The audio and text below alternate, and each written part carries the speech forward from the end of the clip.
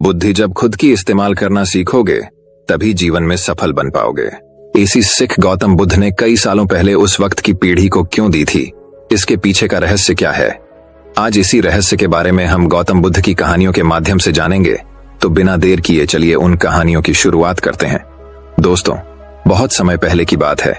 एक साधु प्रसिद्ध राजा की राजधानी से होकर गुजर रहे थे। जब वह चल रहा था तो उसकी नजर सड़क पर एक सिक्के पर पड़ी। उसने इसे उठाया। वह अपने सादे जीवन से संतुष्ट था और उसके पास उस सिक्के का कोई उपयोग नहीं था। इसलिए उन्होंने इसे किसी जरूरतमंद को दान करने की योजना बनाई। वह दिन भर सड़कों पर घूमता रहा, लेकिन उसे ऐसा कोई नहीं मिला।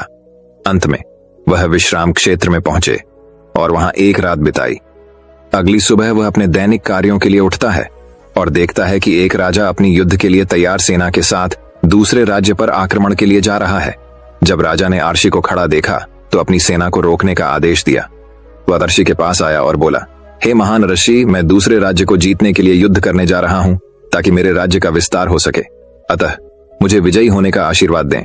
आर्शी ने सोच विचार कर राजा को एक मुद्रा का सिक्का दे दिया। राजा इस बात से भ्रमित और नाराज था, क्योंकि उसे एक सिक्के से क्या फायदा, जबकि वह पहले से ही सबसे अमीर राजाओं में से एक है। उसने उत्सुकतावश साधु से पूछा, इस एक सिक्के का क्या मतलब है? आर्शी ने समझाया, हे महान राजा, मुझे यह सिक्का कल आपकी राजधानी की सड़कों पर घूमते समय मिला, लेकिन मुझे इसका कोई फायदा नहीं हुआ। इसलिए मैंने फैसला किया था कि मैं इसे किसी जरूरतमंद को दान कर दूंगा। मैं शाम तक तुम्हारी राजधानी में घूमता रहा, परंतु ऐसा कोई न मिला। सभी लोग सुखी जीवन जी रहे थे। ऐसा लग रहा था कि उनके पास जो कुछ था उससे वे संतुष्ट थे। तो मुझे ये सिक्का देने वाला कोई नहीं मिला। लेकिन आज भी इस राज्य के राजा को और अधिक पाने की इच्छा है, और जो कुछ उसके पास पहले से है उससे संतुष्ट नहीं है। मुझे लगा कि आपको इस सिक्के की आवश्यकता है। राजा को अपनी गलती का एहसास हुआ और उसने नियोजित युद्ध छोड़ दिया। दोस्तों, इस कहानी से हम ये सीख मिलती है, हम सभी को हमारे पास जो कुछ भी है उसमें खुश रहना सीखना चाहिए। हाँ, हम सभी हमारे पास पहले से अधिक या बेहतर की इच्छा रखते हैं, लेकिन जो आपके पास पहले से है उसका आनंद लेने का मौका बर्बाद न करें। कुछ लोग ऐसे भी होंगे जिनके पास वह नहीं होगा जो आपके पास है, और कुछ ऐसे भी होंगे जिनके पास आपसे बहुत अधिक है। हमेशा तुलना न करें, खुश रहें और स्वस्थ जीवन जिएं। वही अब एक और कहानी कुछ इस प्रकार शुरू होती है। बहुत समय पहले की बात है। एक बहुत ही आलसी आदमी था जो हमेशा अपना पेट भरने के लिए कोई आसान तरीका ढूंढता रहता था। एक दिन जब वह खाने के लिए कुछ खोज रहा था तो उसकी नजर फलों के खेत पर पड़ी। उसने चारों ओर देखा और किसी को भी पेड़ पर फलों की रखवाली करते हुए नहीं पाया। इसलिए उसने तुरंत कुछ फल चुराने का फैसला किया। लेकिन जैसे ही वह खेत में गया और पेड़ पर चढ़ने लगा, किसान ने उसे देख लिया और उसे पकड़ने के लिए उसके पास आने लगा। आलसी आदमी ने देखा कि किसान छड़ी लेकर उसकी ओर आ रहा है। वह डर गया और पास के जंगल की ओर भाग गया और छिपने के लिए उसके अंदर चला गया। कुछ देर बाद जब उसे लगा तो वह जंगल से आगे बढ़ने लगा और वहां से गुजरते समय उसने अद्भुत दृश्य देखा। वहां एक लोमड़ी थी। उसके केवल 2 पैर थे और फिर भी वह उन पर मजे से रेंग रहा था।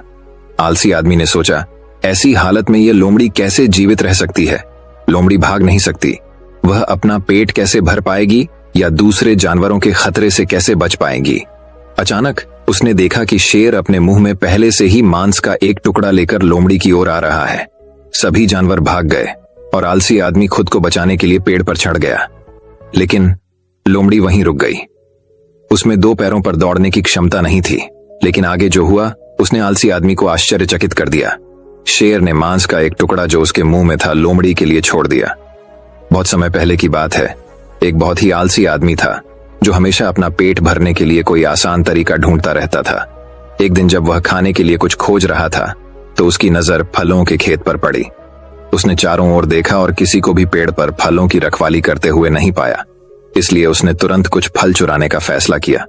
लेकिन जैसे ही वह खेत में गया और पेड़ पर चढ़ने लगा, किसान ने उसे देख लिया और उसे पकड़ने के लिए उसके पास आने लगा। आलसी आदमी ने देखा कि किसान छड़ी लेकर उसकी ओर आ रहा है। वह डर गया और पास के जंगल की ओर भाग गया और छिपने के लिए उसके अंदर चला गया।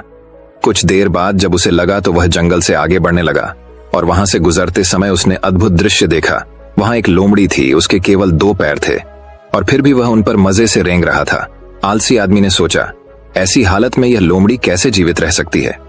लोमड़ी भाग नहीं सकती। वह अपना पेट कैसे भर पाएगी या दूसरे जानवरों के खतरे से कैसे बच पाएगी। अचानक उसने देखा कि शेर अपने मुंह में पहले से ही मांस का एक टुकड़ा लेकर लोमड़ी की ओर आ रहा है। सभी जानवर भाग गए और आलसी आदमी खुद को बचाने के लिए पेड़ पर चढ़ गया, लेकिन लोमड़ी वहीं रुक गई। उसमें 2 पैरों पर दौड़ने की क्षमता नहीं थी, लेकिन आगे जो हुआ उसने आलसी आदमी को आश्चर्यचकित कर दिया। शेर ने मांस का एक टुकड़ा जो उसके मुंह में था लोमड़ी के लिए छोड़ दिया। ये दृश्य देखकर आलसी व्यक्ति को प्रसन्नता हुई। उसने सोचा कि भगवान जो सभी का निर्माता है, उसने जो कुछ भी बनाया है उसकी देखभाल करने के लिए उसके पास हमेशा एक योजना होती है। उसे लगा कि भगवान ने उसके लिए भी कुछ योजना बनाई होगी, इसलिए वह वहां से चला गया और कहीं दूर अकेले बैठ गया और इंतजार करने लगा कि कोई उसे भी खाना खिलाएगा। जैसे जैसे समय बीतने लगा वह भोजन की प्रतीक्षा में सड़क की ओर देखता रहा। वह वहां 2 दिन तक बिना कुछ खाए इंतजार करता रहा। अंततः वह भूख सहन नहीं कर सका और जाने लगा। रास्ते में उसकी मुलाकात एक बूढ़े आर्शी से हुई। उसने आर्शी को सारी बात बताई। आर्शी ने पहले उसे कुछ भोजन और पानी दिया। इसके खाने के बाद आलसी आदमी ने आर्शी से पूछा, हे बुद्धिमान, भगवान ने अपंग लोमड़ी पर अपनी दया दिखाई थी, लेकिन भगवान मेरे प्रति इतने क्रूर क्यों थे? बूढ़े आर्शी ने मुस्कुराते हुए कहा, यह सच है कि निर्माता के पास हर किसी के लिए एक योजना है। आप स्पष्ट रूप से भगवान की योजना का हिस्सा हैं, लेकिन बेटे, तुमने उसके संकेत को गलत तरीके से लिया। वह नहीं चाहता था कि तुम लोमड़ी की तरह बनो, वह चाहते थे कि आप शेर की तरह बने। अक्सर हम संकेतों को गलत समझ लेते हैं। भगवान ने हर किसी को अपना काम करने की शक्ति और क्षमता दी है। चीजों को हमेशा सकारात्मक तरीके से देखना सीखें और जरूरतमंद लोगों की मदद करने के लिए खुद को मजबूत स्थिति में देखें। आसान विकल्प के लिए मत जाओ, सही चुनाव करें। दोस्तों, वही अब एक और कहानी कुछ इस प्रकार शुरू होती है। बहुत समय पहले की बात है। एक गांव में एक पंडित रहता था। वे सभी शास्त्रों के अच्छे जानकार थे। वह सब कुछ जानता था, लेकिन वह गरीब था। उसके पास घर नहीं था। उन्हें अपना भोजन भी बड़ी कठिनाई से मिलता था, यहाँ तक कि उसके कपड़े भी काफी पुराने हो चुके थे। इसलिए पंडित अपने भोजन के लिए भिक्षा मांगता था। वह घर घर जाकर भीख मांगता था, कृपया मुझे भिक्षा दें। उनके पुराने कपड़ों को देखकर कई लोग उन्हें पागल समझ रहे थे, अतः चले जाओ कहकर उन्होंने दरवाजा बंद कर दिया। कई दिनों तक उसने खाना भी नहीं खाया। एक बार किसी प्रकार उसे नए वस्त्र प्राप्त हो गए। एक अमीर आदमी ने वे कपड़े पंडित को दान दे दिए। वे नए कपड़े पहनकर वह पहले की तरह भीख मांगने चला गया। वह जिस पहले घर में गया, गृहस्वामी ने कहा, महोदय, कृपया अंदर आइए, कृपया अपना भोजन हमारे घर में करें।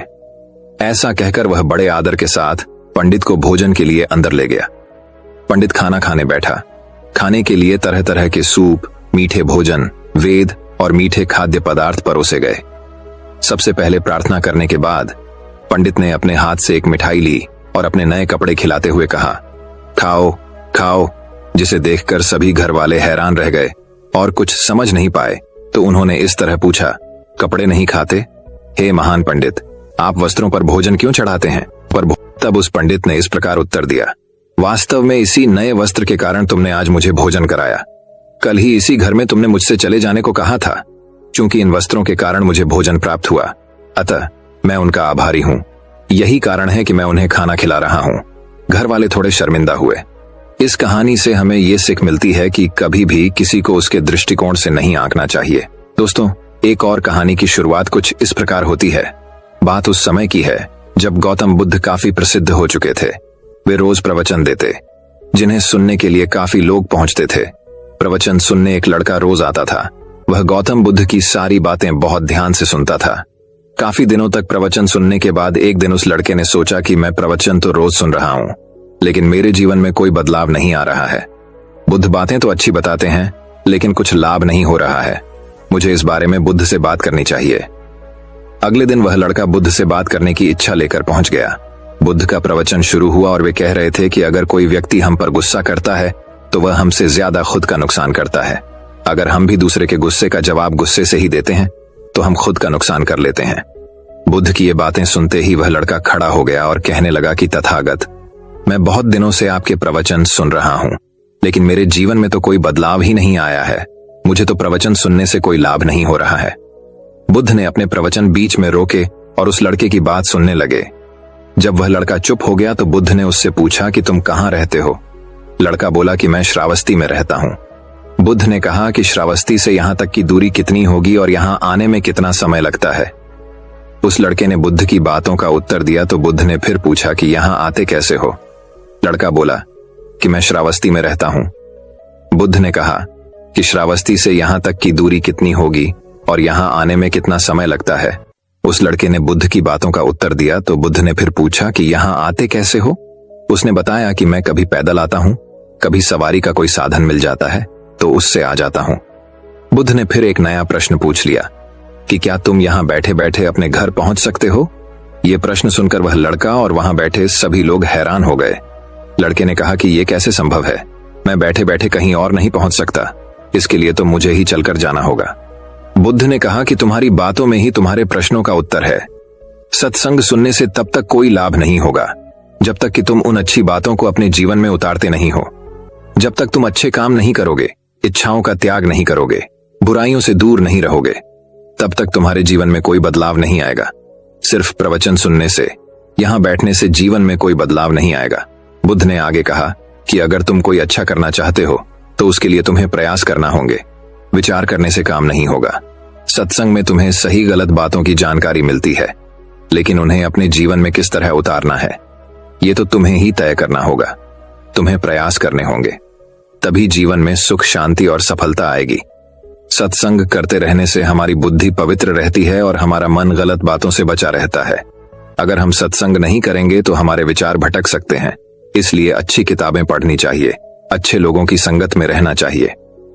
अब एक और कहानी की शुरुआत कुछ इस प्रकार होती है। बहुत समय पहले की बात है। एक राजा रहता था जो अपनी विलासितापूर्ण जीवन शैली के बावजूद न तो खुश था और न ही संतुष्ट। एक दिन राजा को एक नौकर मिला जो काम करते समय खुशी से गा रहा था।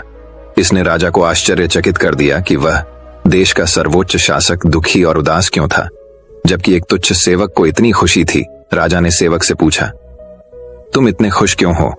उस आदमी ने जवाब दिया, महाराज, मैं एक नौकर के अलावा और कुछ नहीं हूं, लेकिन मुझे और मेरे परिवार को ज्यादा कुछ नहीं चाहिए, बस हमारे सिर पर एक छत और पेट भरने के लिए गर्म भोजन। राजा उस उत्तर से संतुष्ट नहीं हुआ। बाद में उन्होंने अपने सबसे भरोसेमंद सलाहकार से सलाह मांगी। राजा की परेशानी और नौकर की कहानी सुनने के बाद सलाहकार ने कहा, महाराज, मुझे विश्वास है कि नौकर को 99 क्लब का हिस्सा नहीं बनाया गया है। 99 क्लब, और वास्तव में वह क्या है? राजा ने पूछताछ की। सलाहकार ने उत्तर दिया, महाराज, वास्तव में यह जानने के लिए 99 क्लब क्या है, एक बैग में 99 सोने के सिक्के रखें और इसे इस नौकर के दरवाजे पर छोड़ दें। अतः राजा ने ऐसा करने का आदेश दिया। जब नौकर ने बैग देखा तो वह उसे अपने घर ले गया। जब उसने थैला खोला तो खुशी से जोर से चिल्लाया। इतने सारे सोने के सिक्के, वह उन्हें गिनने लगा। कई बार गिनने के बाद आखिरकार उसे यकीन हो गया कि उसमें 99 सिक्के थे। उसने सोचा, उस आखिरी सोने के 99वां का क्या हुआ होगा? निश्चित रूप से कोई भी 99 सिक्के नहीं छोड़ेगा। उसने हर जगह देखा, लेकिन वह अंतिम सिक्का मायावी था। अंत में थक कर उसने फैसला किया कि उस सोने के सिक्के को हासिल करने और अपना संग्रह पूरा करने के संग्रह उसे पहले से कहीं अधिक मेहनत करनी होगी। उस दिन से नौकर का जीवन बदल गया। उस पर काम का बोझ बहुत ज्यादा था। वह बेहद क्रोधी था और उसने सोने का सिक्का बनाने में मदद नहीं करने के लिए अपने परिवार को डांटा था। काम करते करते उन्होंने गाना बंद कर दिया। इस व्यापक परिवर्तन को देखकर राजा हैरान रह गया। जब उन्होंने अपने सलाहकार से मदद मांगी तो सलाहकार ने कहा, महाराज, नौकर अब आधिकारिक तौर पर 99 क्लब में शामिल हो गया है। उन्होंने आगे कहा, 99 क्लब उन लोगों को दिया गया नाम है जिनके पास खुश रहने के लिए काफी कुछ है, लेकिन वे कभी संतुष्ट नहीं होते हैं, क्योंकि वे हमेशा उस अतिरिक्त एक के लिए तरसते और प्रयास करते रहते हैं और खुद से कहते हैं, मुझे वह एक आखिरी चीज मिल जाने दो और तो मैं जीवन भर खुश रहूंगा। दोस्तों, इस कहानी से हमें ये सीख मिलती है कि हम अपने जीवन में बहुत कम होने पर भी खुश रह सकते हैं, लेकिन जैसे ही हमें कुछ बड़ा और बेहतर दिया जाता है, हम और भी अधिक चाहते हैं। हम अपनी नींद, अपनी खुशियां खो देते हैं। हम अपने आसपास के लोगों को चोट पहुंचाते हैं। यह सब हमारी बढ़ती जरूरतों और इच्छाओं की कीमत के रूप में होता है।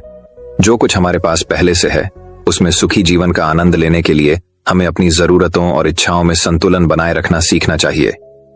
अब एक और कहानी की शुरुआत कुछ इस प्रकार होती है। एक छोटे से गांव में एक धर्मात्मा पुजारी रहता था। वह बहुत ही मासूम और सरल स्वभाव के व्यक्ति थे। धार्मिक अनुष्ठान करते थे। एक अवसर पर एक धनी व्यक्ति ने उसकी सेवाओं के लिए उसे बकरी से पुरस्कृत किया। इनाम में बकरी पाकर पुजारी बहुत खुश हुआ। उसने खुशी से बकरी को अपने कंधे पर लटकाया और अपने घर की ओर यात्रा शुरू कर दी। रास्ते में 3 ठगों ने पुजारी को बकरी ले जाते हुए देख लिया। वे सभी आलसी थे और पुजारी को धोखा देना चाहते थे ताकि वे बकरी ले जा सकें। उन्होंने कहा, यह बकरी हम सभी के लिए स्वादिष्ट भोजन बनाएगी, चलो किसी तरह इसे प्राप्त करें। उन्होंने आपस में इस विषय पर चर्चा की और पुजारी को मूर्ख बनाकर बकरी प्राप्त करने की योजना बनाई। योजना तय करने के बाद वे एक दूसरे से अलग हो गए और पुजारी के रास्ते में 3 अलग अलग स्थानों पर अलग अलग छिपने की स्थिति ले ली। जैसे ही पुजारी एक सुनसान जगह पर पहुंचे, धोखेबाजों में से एक अपने छिपने के स्थान से बाहर आया और पुजारी से चौंकते हुए पूछा, सर, आप क्या कर रहे हैं? मुझे समझ नहीं आता कि आप जैसे धर्मात्मा व्यक्ति को अपने कंधे पर कुत्ता ले जाने की आवश्यकता क्यों पड़ती है। ऐसी बातें सुनकर पुजारी को आश्चर्य हुआ। वह चिल्लाया, क्या तुम देख नहीं सकते? यह कुत्ता नहीं बल्कि बकरी है, मूर्ख मूर्ख। धोखेबाज ने उत्तर दिया, सर, मैं आपसे क्षमा चाहता हूं, मैंने तुम्हें वही बताया जो मैंने देखा। यदि आप इस पर विश्वास नहीं करते तो मुझे खेद है। पुजारी इस विसंगति से नाराज थे, लेकिन उन्होंने एक बार फिर अपनी यात्रा शुरू कर दी। पुजारी मुश्किल से कुछ ही दूर चला था, तभी एक और धोखेबाज अपने छिपने के स्थान से बाहर आया और पुजारी से पूछा, सर, आप अपने कंधों पर मरा हुआ बछड़ा क्यों ले जाते हैं? आप एक बुद्धिमान व्यक्ति प्रतीत होते हैं। ऐसा कृत्य आपकी ओर से शुद्ध मूर्खता है। पुजारी चिल्लाया, क्या आप एक जीवित बकरी को मरा हुआ बछड़ा कैसे समझ सकते हैं? दूसरे धोखेबाज ने उत्तर दिया, सर, आप इस मामले में बहुत गलत लग रहे हैं। या तो आप नहीं जानते कि बकरी कैसी दिखती है, या आप जानबूझकर ऐसा कर रहे हैं। मैंने आपको वही बताया जो मैंने देखा। धन्यवाद। दूसरा धोखेबाज मुस्कुराता हुआ चला गया। पुजारी भ्रमित हो गया, लेकिन आगे चलता रहा। फिर पुजारी ने थोड़ी ही दूरी तय की थी कि तीसरा धोखेबाज उसे मिल गया। तीसरे धोखेबाज ने हंसते हुए पूछा, सर, आप गधे को अपने कंधों पर क्यों लेकर चलते हैं? यह आपको हंसी का पात्र बनाता है। तीसरे ठग की बातें सुनकर पुजारी बहुत चिंतित हो गया। वह सोचने लगा, क्या यह सचमुच बकरी नहीं है? क्या यह किसी प्रकार का भूत है? उसने सोचा कि जिस जानवर को वह अपने कंधों पर ले जा रहा है, वह वास्तव में किसी प्रकार का भूत हो सकता है, क्योंकि उसने खुद को बकरी से कुत्ते में, कुत्ते से मृत बछड़े में और मृत बछड़े से गधे में बदल दिया था। पुजारी इस हद तक डर गया कि उसने बकरी को सड़क किनारे फेंक दिया और भाग गया। तीनों चालबाज भोले भाले पुजारी पर हंसे। उन्होंने बकरे को पकड़ लिया और उस पर दावत करके खुश हुए। इस कहानी से हमें ये सीख मिलती है कि दूसरों की बातों में नहीं आना चाहिए। उन लोगों से मूर्ख मत बनो जो आपका फायदा उठाना चाहते हैं। अब एक और कहानी की शुरुआत कुछ इस प्रकार होती है। भारत में एक पानी ढोने वाले के पास 2 बड़े बर्तन होते थे, जिनमें से प्रत्येक को एक खंबे के दोनों छोर पर लटकाया जाता था, जिसे वह अपनी गर्दन पर लटका कर रखता था। एक बर्तन में दरार थी और जबकि दूसरा बर्तन एकदम सही था और नदी से मालिक के घर तक लंबी पैदल यात्रा के अंत में हमेशा पानी का पूरा हिस्सा पहुंचाता था। फूटा हुआ बर्तन केवल आधा भरा हुआ ही आया। पूरे 2 वर्षों तक ये प्रतिदिन चलता रहा। वाहक अपने मालिक के घर में पानी से भरा केवल 1.5 घड़ा ही पहुंचाता था। बेशक परफेक्ट पॉट को अपनी उपलब्धियों पर गर्व था। जिस उद्देश्य के लिए इसे बनाया गया था वह उस अंत तक परफेक्ट था, लेकिन बेचारा फूटा हुआ घड़ा अपनी अपूर्णता पर शर्मिंदा था और दुखी था कि उससे जो काम करवाया गया था वह उसका आधा ही पूरा कर पाया। 2 साल की कड़वी असफलता के बाद एक दिन उसने जलधारा के किनारे जलवाहक से बात की। मुझे खुद पर शर्म आ रही है और मैं आपसे माफी मांगना चाहता हूं। वाहक ने पूछा, क्यों, तुम्हें किस बात पर शर्म आती? पॉट ने उत्तर दिया, पिछले 2 वर्षों से मैं अपना आधा भार ही पहुंचा पा रहा हूं, क्योंकि मेरी तरफ की दरार के कारण पानी रिसकर आपके मालिक के घर तक पहुंच जाता है। मेरी खामियों के कारण तुम्हें अपने प्रयासों का पूरा मूल्य नहीं मिल पाता। जल ढोने वाले को पुराने फूटे बर्तन के लिए खेद हुआ और अपनी करुणा में उसने कहा, जैसे ही हम मालिक के घर लौट रहे हैं, मैं चाहता हूं कि आप रास्ते में सुंदर फूलों को देखें। जैसे ही वे पहाड़ी पर चढ़े, पुराने टूटे हुए बर्तन ने रास्ते के किनारे सुंदर जंगली फूलों को गर्म कर रहे सूरज को देखा और इससे उसे कुछ हद तक खुशी हुई, लेकिन रास्ते के अंत में उसे अभी भी बुरा लग रहा था, क्योंकि उसका आधा भार बाहर निकल चुका था और इसलिए उसने फिर से अपनी विफलता के लिए वाहक से माफी मांगी। वाहक ने बर्तन से कहा, क्या तुमने देखा कि तुम्हारे रास्ते में केवल तुम्हारी तरफ फूल थे, लेकिन दूसरे बर्तन की तरफ नहीं? ऐसा इसलिए है क्योंकि मुझे हमेशा से आपकी खामी के बारे में पता था और मैंने इसका फायदा उठाया। मैंने तुम्हारे रास्ते के किनारे फूलों के बीज बोए थे और हर दिन जब हम जलधारा से वापस आते थे तो तुम उन्हें सींचते थे। 2 साल से मैं अपने मालिक की मेज को सजाने के लिए इन खूबसूरत फूलों को चुनने में सक्षम हूँ। आप जैसे हैं वैसे ही बने बिना उसके घर की शोभा बढ़ाने के लिए उसके पास यह सुंदरता नहीं होती। इस कहानी से हमें ये सीख मिलती है कि हम में से प्रत्येक की अपनी अनोखी खामियां हैं। हम सब फूटे हुए बर्तन हैं। इस दुनिया में कुछ भी बेकार नहीं जाता। आप फूटे घड़े की तरह सोच सकते हैं कि आप अपने जीवन के कुछ क्षेत्रों में अक्षम या बेकार हैं, लेकिन किसी तरह ये खामियां छुपे हुए आशीर्वाद में बदल सकती हैं। दोस्तों, मैं उम्मीद करता हूं कि यह कहानी सुनने से आपके जीवन में अच्छे बदलाव आए होंगे। आपको इस वीडियो से क्या सीखने मिला ये कमेंट करके जरूर बताएं और अपने परिवार, दोस्तों या आपके करीबी इंसान के साथ ये कहानी शेयर करके उन्हें भी इस ज्ञान से परिचित करवाएं। बाकी अगर आपको ये वीडियो दिल से अच्छी लगी हो तभी इस वीडियो को लाइक कर देना और आपने अब तक इस चैनल को सब्सक्राइब न किया हो तो चैनल को सब्सक्राइब भी जरूर कर देना। आपका हर दिन शुभ हो और खुशियों से आपका जीवन भरा रहे। धन्यवाद। नमो बुद्धाय।